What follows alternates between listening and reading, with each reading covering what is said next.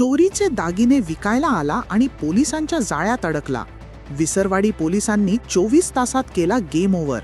Visarwadi police ठाण्याच्या हद्दीत झालेली घरफोडीची घटना उघडकीस आणण्यात स्थानिक गुन्हे शाखेला अवघ्या 24 तासांत यश आले आहे. या कारवाईत पोलिसांनी आरोपीला अटक केली असून त्याच्याकडून 62,000 रुपयांचा मुद्देमाल हस्तगत केला आहे. दिनांक 24 एप्रिल रोजी नवापूर तालुक्यातील खडकी येथील रहिवासी सरलाबाई गावित यांच्या बंद घरातून अज्ञात चोरट्याने सोन्या चांदीचे दागिने लंपास केले होते. या घटनेबाबत विसरवाडी पोलीस ठाण्यात भारतीय न्याय संहिता कलम 305(अ) आणि 331(1) प्रमाणे गुन्हा दाखल करण्यात आला होता.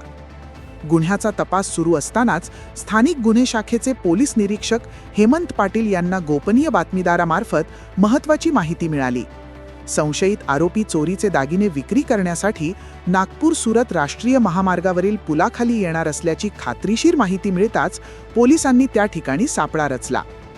पोलिसांनी संशयास्पद हालचाली करणाऱ्या अमित भामट्या गावित, वय 20 वर्षे, राहणार खडकीपाडा, तालुका नवापूर याला ताब्यात घेतले. सखोल चौकशी केली असता त्याने घरफोडी केल्याची कबुली दिली.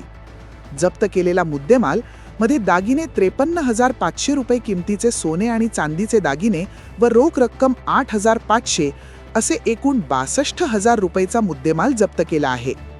ही धडक कारवाई पोलीस अधीक्षक श्रवण दत्त एस यांच्या मार्गदर्शनाखाली पोलीस निरीक्षक हेमंत पाटील, सहाय्यक पोलीस उपनिरीक्षक Rakesh Vasave, police head constable Dinesh चित्ते, पोलीस शिपाई अभय राजपूत, पोलीस शिपाई रामेश्वर चव्हाण यांनी केली.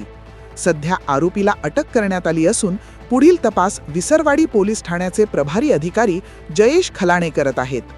अधिक अपडेटसाठी बघत रहा आपल्या खबऱ्या.